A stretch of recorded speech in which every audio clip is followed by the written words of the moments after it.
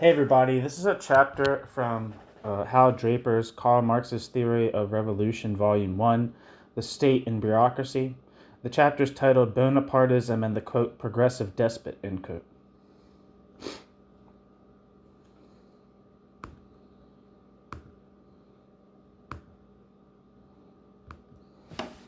In a second.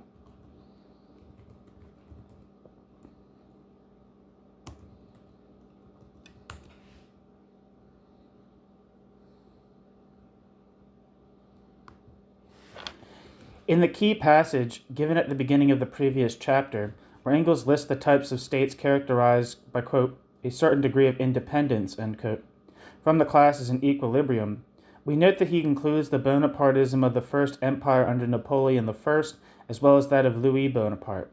Whereas Bismarckism moved Marx and Engels to extend the Bonapartist pattern geographically, here we see them extending it back in time.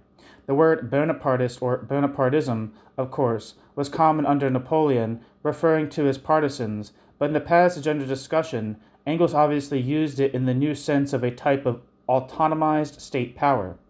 This Bonapartism was less well developed under the uncle than under the nephew, but still visible. How did it manifest itself under the first Napoleon? New section. Section 1. The Napoleonic State. One of Marx's earliest political attitudes was a deep hostility to Napoleon as a military despot and oppressor of peoples, but it was tempered by a willingness to grant Napoleon's stature as a military and state organizing genius, and by recognition of Napoleon's progressive social role in smashing the old regime outside France, especially in Germany. This combination was common enough among German liberals and leftists, especially in the Rhineland where Napoleon's armies had done their work most thoroughly. A letter by Marx's father to his 19-year-old son already denounced Napoleon as a supporter of as a suppressor of free thought, even though the father was no Francophobe, but rather a pupil of the Enlightenment. To my understanding, that was Marx's environment growing up, is that he grew up in a relatively, I think his father was, might have even been, not only was he not a Francophobe, I think he was something of a Francophile. I'm not exactly sure if that's the case, but I believe that, I remember when reading Michael Heinrich's biography of Marx, that you definitely get the feel, you definitely are definitely getting the feel that the milieu which Marx's family existed in was pretty pro-France. They were definitely a liberal family. Anyway, the same year, parenthesis, to instance the positive side, in parenthesis, Marx's juvenile, quote, humorous novel, end quote, Scorpion and Felix, illustrated the thesis that giants are succeeded by pygmies, geniuses by wooden Philistines, with examples that include the contrast of Napoleon I with Louis Philippe. These causes reflect the political climate surrounding Marx's juvenile consciousness, but the same pattern essentially obtains in the first considerable reference to Napoleon in his political writings. In the 1843 exchange of letters published in the Deutsch-Französische Jahrbucher, the new-fledged socialist Marx depicts Napoleon as a despot who exemplifies the proposition that, quote, despotism's sole thought is contempt for man, dehumanized man, end quote, even if the despot is one, quote, capable of great aims like Napoleon prior to his dynastic frenzy, end quote, Marx. For decades afterward, Marx frequently echoed the giants versus pygmies comparison, especially in contrasting Louis Bonaparte with Napoleon, the, quote, nephew, with the, quote, uncle. The progressive role of Napoleon's impact on Germany was not in question. The German ideology duly acknowledged Napoleon's services in, quote, cleaning out Germany's Augean stables, end quote, for example. During the 1848 to 1849 revolution, the Prussian regime's anti-democratic crimes could be compared only to the, quote, Napoleonic despotism over the press, end quote. Still, it had to be acknowledged that, if the French sighed for Napoleon after the Bourbon Restoration, it was only, quote, because the despotism of a genius is more bearable than the despotism of an idiot, end quote. Marx's germinal statement on the link between Napoleon and the concept of Bonapartism occurs, interestingly enough, long before he developed the concept in the 18th Brumaire, and even before he had fully developed the class theory of the state. It is to be found in the Holy Family. The fact that it occurs so early means that we are dealing with the roots of the concept of Bonapartism, not its application. The analysis in the Holy Family revolves around the relationship between the French Revolution and the social classes. The Revolution opened society to bourgeois rule, but Marx sees that the Jacobin left, here represented by the Terror, wanted to push beyond the bounds of mere bourgeois interest. Robespierre fails. The Thermidorian reaction leads to the Directory. Quote, under the government of the Directory, bourgeois society, which the Revolution itself had freed from feudal fetters and officially recognized, even though the Terror wanted to sacrifice it to an ancient form of political life, burst out in mighty streams of life. End quote. Marx. It was against the flourishing of the liberal bourgeoisie under the Directory that, Marx goes on to say, Napoleon directed his coup d'etat of the 18th Brumaire. Was, then, Napoleon simply anti-bourgeois? The question is ambiguous. He did not wish to reverse the revolution's acceptance of bourgeois society, capitalism as a social system, Still less did he have any notion of turning social relations back to pre-bourgeois channels. The bourgeoisie would dominate within civil society, sure enough, but the Napoleonic state must dominate all of civil society itself, including the bourgeoisie. Let us see how Marx put this crucial thought. Quote, Napoleon was the last struggle by the revolutionary terror against bourgeois society, and its policy. To be sure, Napoleon already had the insight into the essence of the modern state, that the modern state rested on the basis of the unhampered development of bourgeois society, the free activity of private interest, and so on. He decided to recognize and protect this basis. He was no dreamy-eyed terrorist, end quote. Marx. This was the pro-bourgeois side, now the other. Footnote. The strongest statement of this side that Marx made subsequently occurs in the 18th Brumaire, but it does not differ essentially from what is already said on this score in the Holy Family. Napoleon, quote, created inside France the conditions under which alone free competition could be developed, parceled landed property exploited, and the unchained industrial productive power of the nation employed. And beyond the French borders, he everywhere swept the feudal institutions away, so far as was necessary to furnish bourgeois society in France with a suitable up-to-date environment of the European continent, end quote. Marx. But, Marx goes on to say, this done, Napoleon had to disappear along with the other, quote, antediluvian colossi, end quote, to make way for the, quote, true interpreters and mouthpieces, end quote, of the bourgeoisie, and, quote, its real military leaders, end quote. Marx. The Bonapartist side of Napoleon I is not raised in this context. End footnote. This was the pro-bourgeois side, now the other. Quote, but at the same time, Napoleon still regarded the state as an end in itself. The state as an end in itself, and civil, Bürgerlich, life only as the treasurer, and as its subordinate,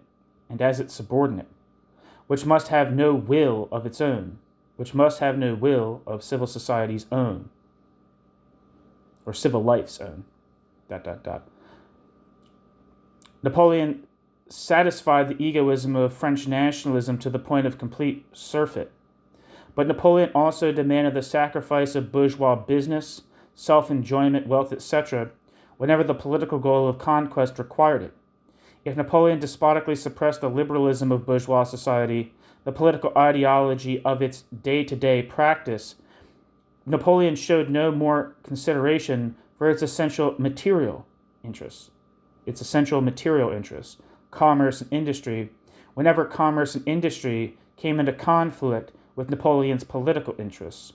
Napoleon's contempt for industrial businessmen was the complement to Napoleon's contempt for ideologues.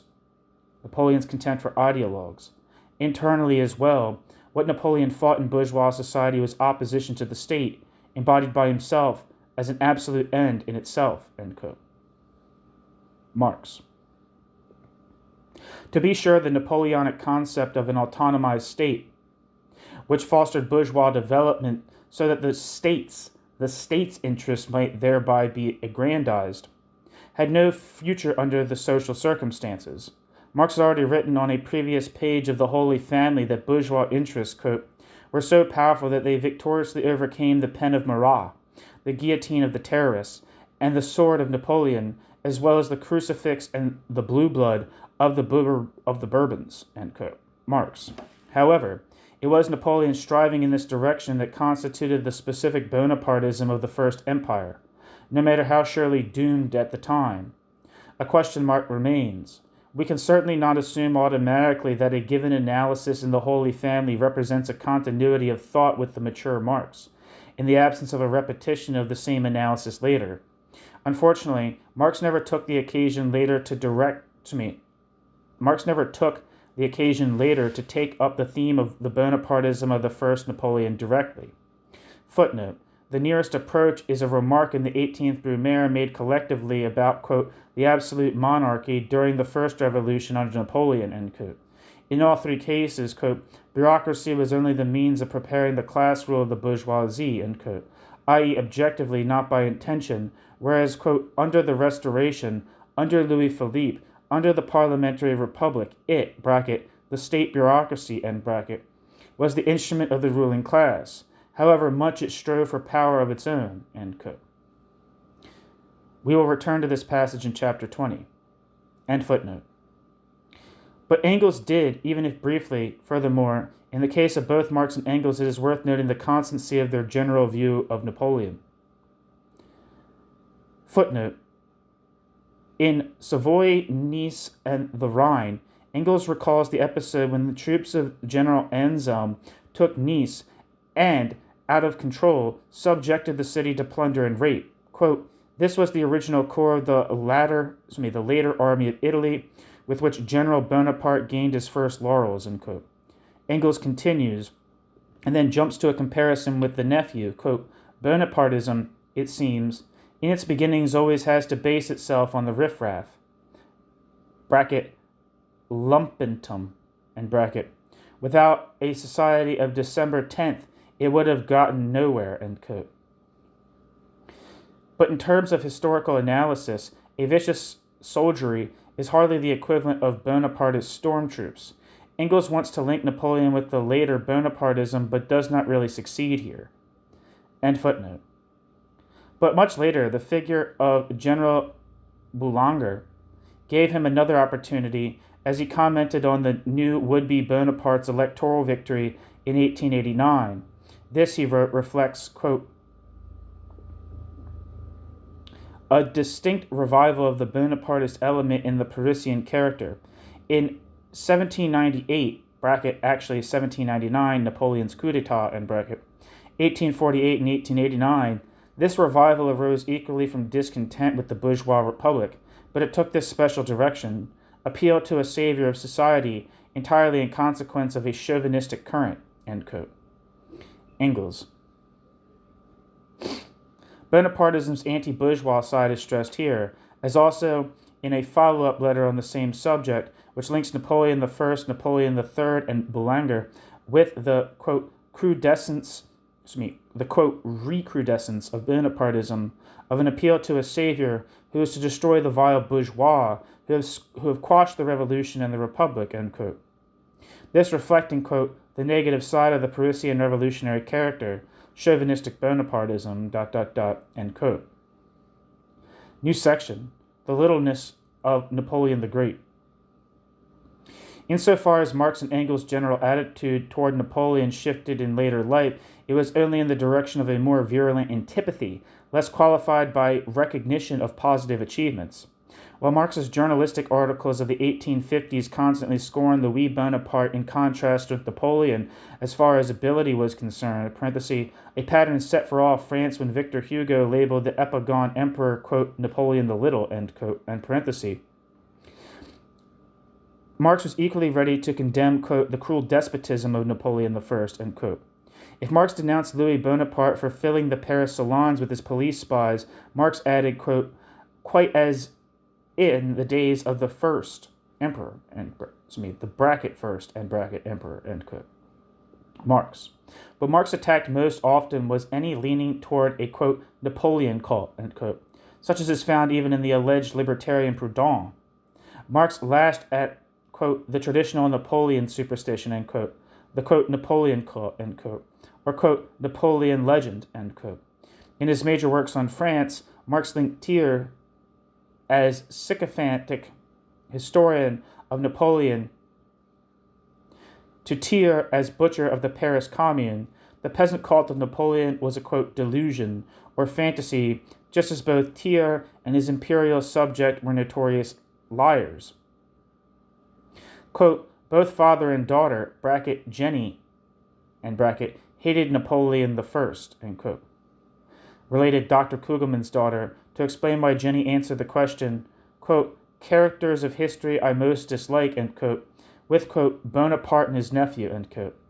It was often to abuse the nephew that the, quote, real Napoleon, end quote, could even be granted his genius, as when Marx repeated the jest that, quote, Napoléon le premier a eu génie, Napoléon le tuisième et Eugenie, I don't know, end quote. Around the same time, Marx asked Engels for a clipping from a recent history revealing the, quote, wretched behavior of the hero, end quote, Napoleon, so that daughter Jenny could win an argument. There are two longer denunciations of Napoleon in Marx. He devoted a New York Tribune article to demonstrating that the current Bonaparte suppression of liberty and press freedom only reenacted, quote, the shabby part invented and played before by Napoleon the Great, end quote, and in fact objected to the title, quote, Napoleon the Great, end quote, as furthering, quote, Napoleon worship, end quote. Marx added, quote, what is more useful to impress on the present generation is that Napoleon the Little, bracket, Louis Napoleon, bracket, Louis Napoleon, in bracket, represents in fact the littleness of Napoleon the Great, end quote. Marx. This article was an elaboration of a remark that Marx had already made in a letter to Engels 2 months previously. Bonaparte, quote, is only copying his alleged uncle. He, quote, personates, bracket, personifies, end bracket, in a most admirable way, end quote, the, quote, littleness, end quote, of the great Napoleon, end quote. Marx. Again, in a detailed indictment of French policy on Poland, Marx elaborated the thesis that Napoleon betrayed Polish independence, and even at home, quote, that despot rather than have a truly national and revolutionary war in France after his defeat at Waterloo, preferred to succumb to the coalition, end quote. Marx. In his book, Herr Vogt, Marx flayed Napoleon's betrayal of Venetian independence, quote, to the despotic yoke of Austria, end quote. Likewise, in referring to Napoleon's invasion of Spain, Marx criticized it as, quote, the Napoleonic usurpation, end quote, yet also recognized the fact that where Napoleon's armies overran the country, there they, quote, swept away from the soil all monastic and feudal institutions and introduced the modern system of administration, end quote. Marx. This two-sided appreciation is very much like Marx's appraisal of British imperialism's role in India, combining political hostility with recognition of imperialism's modernizing impact. Later, Marx introduced a new note even in his appraisal of Napoleon's relationship to European reaction. It appears in a change made between the first draft of the Civil War in France and the final version. In the first draft, Marx writes of the overgrown French state apparatus, which, quote, grew to its full development under the sway of the first Bonaparte, end quote.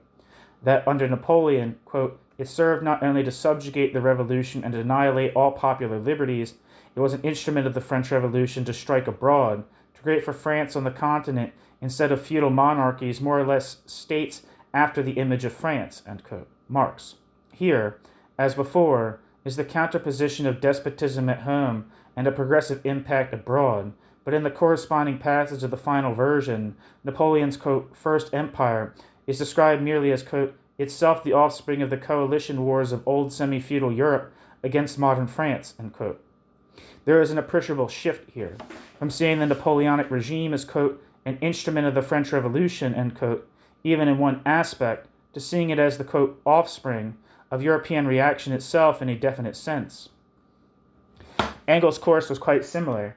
In his pro-socialist literary period of 1840 to 1841, in his pre-socialist, in his pre-socialist literary period of 1840 to 1841, Engels referred to Napoleon both with hostility as a despotic ruler and with respect as nonetheless responsible for progressive social gains, listing these gains as emancipation of the Jews, trial by jury, and a sound civil law system. Quote, Heine's Napoleon worship is alien to the feelings of the German people, the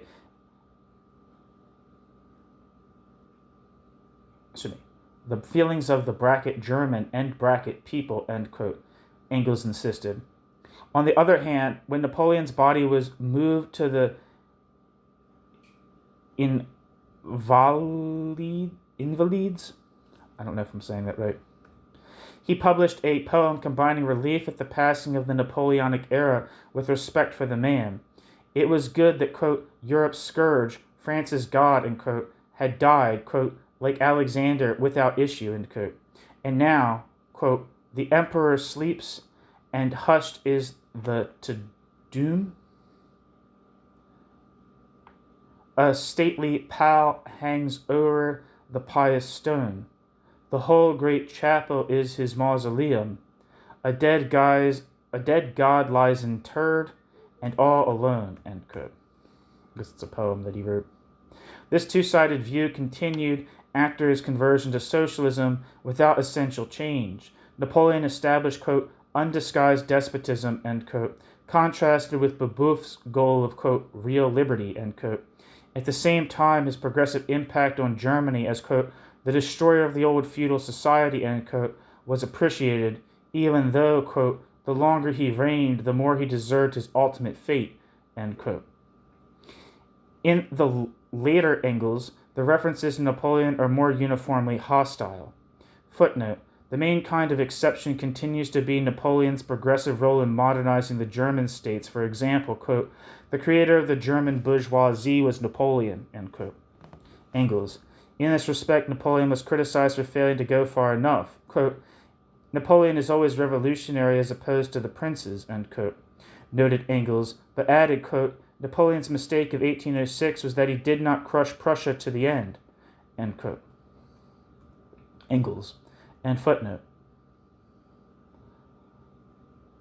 The Code Napoleon was really the work of the revolution and only, quote, botched by Napoleon himself. He was indeed something of a charlatan like Boulanger. The peasant's Napoleon figure was a, quote, legend. In a May Day greeting to Spanish socialists, Engels recalled the resistance to, quote, the foreign invasion and tyranny of Napoleon, end quote. Then he started on a longer denunciation of Napoleon. Quote, the so-called representative of the bourgeois revolution, in reality a despot inside his own country and a conqueror vis-a-vis the neighboring peoples, end quote, but left this out of the final version. In his introduction to Marx's Civil War in France, he contrasted the Paris Commune with the bureaucratic state machine, quote, which Napoleon had created in 1798, end quote. As we saw above, Marx had made the same connection in his first draft of the address on the Commune, when he wrote that the gigantism of the state machine, quote, grew to its full development under the sway of the first Bonaparte, end quote, and that under him it served, quote, to subjugate the revolution and annihilate all popular liberties, end quote. Engels. It's Marx.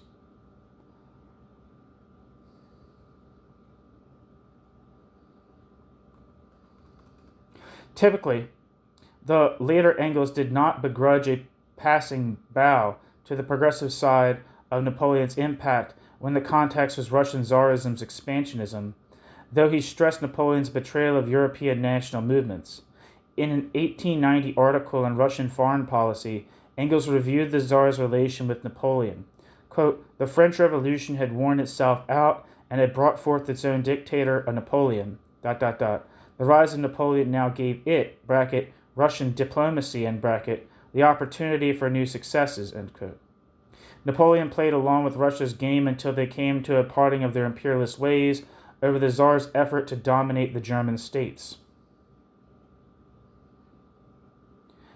Austerlitz kept the Rhineland free of Russian domination And of course, Engels felt that Napoleonic domination was objectively preferable. Quote, the French yoke, at least, was a modern yoke. At all events, it forced the disgraceful German princes to do away with the most crying infamies of their former political system. End quote. Engels. There's a good deal more on Napoleon's disregard of various national interests, Finland's and Turkey's as well as Poland's, as he played his imperialist chess game with Russia. Still, quote, the downfall of Napoleon meant the victory of the European monarchies over the French Revolution, whose last phase had been the Napoleonic Empire, end quote. Engels. New section, Section 3, the line of political opposition. The significance of Marx and Engels' hostility to the, quote, progressive despotism of the first Bonaparte has not usually been appreciated, especially if we keep in mind that this hostility mounted as their politics matured. It is a good test case because, for one thing, the frequent allegation of a personal factor in Marx's political antipathies clearly has no basis in this instance. Parenthesis, in general, Marx's pattern is that expressions of personal dislike flow from political enmity, not vice versa, end parenthesis. For another thing, Napoleon I came along so early that he was not clearly counterposed to a proletarian movement, nor had socialism yet appeared as a viable alternative. This would seem to make him a good candidate for support as a historically progressive modernizer, despot though Napoleon be. But such an approach was totally alien to Marx and Engels' politics. They were quite capable of appreciating the historical progressiveness of a regime in an objective social sense without confusing this with the criteria for political support, any more than they would dream of becoming political supporters of or apologists for the, quote, progressive capitalists, end quote, of the Industrial Revolution. Footnote. This question will come up again for discussion in connection with the politics of bourgeois revolution in Volume 2. End footnote. The touchstone of politics for them was the class struggle, the struggle of the lower classes against oppression and exploitation, in the present as in the time of Spartacus or Napoleon. A political position was a taking of sides in a class war. Hence they felt not the slightest contradiction between recognizing the objective historical impact of a Bonapartism, parenthesis, Bismarck's, for example, end parenthesis, Bismarck's, for example, end parenthesis, and rallying the harshest political opposition against it. The objective progressiveness of a despot or exploiter meant merely that the enemy was compelled by history to help your cause despite himself. It could not for a moment induce you to change your mind about which side you were on.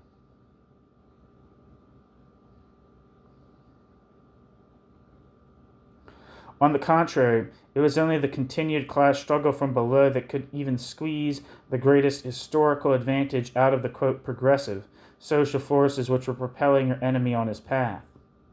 This was the attitude spelled out firmly but ruefully by Engels when it became clear that Bismarck was in position, by reason of Prussian military successes, to bring about the long-desired unification of Germany in his own way. The situation discussed at the beginning of the previous chapter. A progressive aim was being carried out, though not in our way, and so Engels allows that, quote, we, like others, must recognize the fait accompli, bracket, whether, end bracket, quote, we may like it or not, end quote, end quote. Quote, the good side of this is that it simplifies the situation, facilitates a revolution by getting rid of the rows kicked up by the little state capitals, and in any case accelerates the development. After all, a German proletariat is still something altogether different from a Prussian diet. The whole mess of little states will be drawn into the movement. The worst influences toward local narrowness will come to an end, and the parties will finally become really national instead of merely local. The main drawback is the inevitable swamping of Germany by Prussianism, and this is a very big one. Then there is the temporary separation of German Austria, which will result in an immediate advance of Slavdom in Bohemia, Moravia, and Carinthia. Unfortunately, against neither of these is there anything to be done.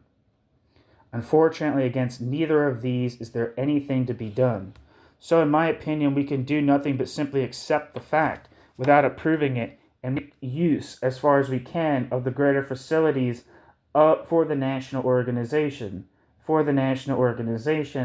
and unification of the German proletariat that must now arise in any case, end quote. Engels.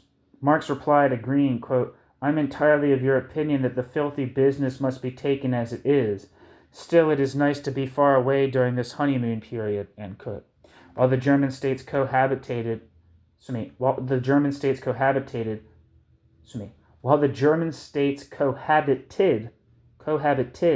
under Prussia.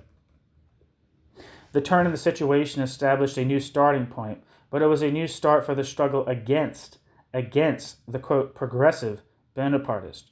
Bismarck was, quote, facilitating a revolution, end quote, but the revolution could be furthered only by intransigent opposition to this facilitator. When the Lassalleans showed softness on Bismarck, Marx and Engels broke with them publicly. New section, the case of Bolivar. I actually have a piece on this channel by Hal Draper that's about Bolivar, which is from the collection of essays of his titled Socialism from Below. Anyway, here we go. Section 4, the case of Bolivar. A case similar to Napoleon's, this time outside of Europe, was that of the leader of the South American liberation struggle, Simón Bolívar. Finding Bolivar's name on the list of articles to be done for the New American Encyclopedia, Marx researched his subject and came up with an attitude of intense political hostility to the, quote, liberator as a military dictator, authoritarian, and Bonaparte-type seeker of an arbitrary power for himself. The issue is sharpened by the fact that Marx clearly assumed the progressiveness of the national liberation movement itself. His attack on Bolivar is always fully inside the framework of the view that the independence struggle was weakened by Bolivar's insistence on his personal dictatorship. The various revolutionary congresses exercised a popular mobilizing appeal to the masses insofar as Bolivar failed to control and abort them, whereas the leader's despotic methods kept the mass base of the revolution small. Footnote. A detailed discussion of these issues can be found in my article on this subject, Karl Marx and Simón Bolívar. Again, that's on this channel. That's the article I was referring to. End footnote. Quote, Bolivar is a real Suluk, bracket, one of the current sobriquets for Bonaparte, end bracket, end quote. Marx wrote to Engels, explaining the reason for the, quote, partisan style of his Cyclopedia article, which its editor had questioned. In the article itself, Marx had managed to link Bolivar with Napoleon I 3 times. However, obliquely, mention of Louis Bonaparte would have been obviously intrusive. If Bolivar was a, quote, real Bonaparte, the leader of another contemporary national liberation movement was another Bolivar, in Marx's view. This was Hungary's Louis Kossuth, of whom Marx's opinion was as scathing as of Italy's Mazzini. One of Marx's many denunciations of Kossuth's political role, written 2 years after his Bolivar article, began as follows, quote, the myth-creating force of popular fantasy has manifested itself in all times in the invention of, quote, great men, end quote. The most striking example of this sort is indisputably Simón Bolívar, end quote, Marx. The dissection of Kossuth followed. Marx saw these and other leaders as men who were riding a movement with progressive and liberationist aims, but who bestrode it with political aims of their own, which were antithetical to the interests of the masses.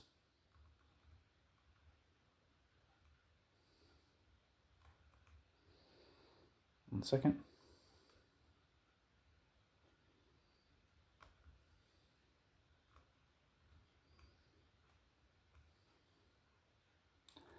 Oh, that's the end of the article. That's the end of the chapter. Thank you for listening.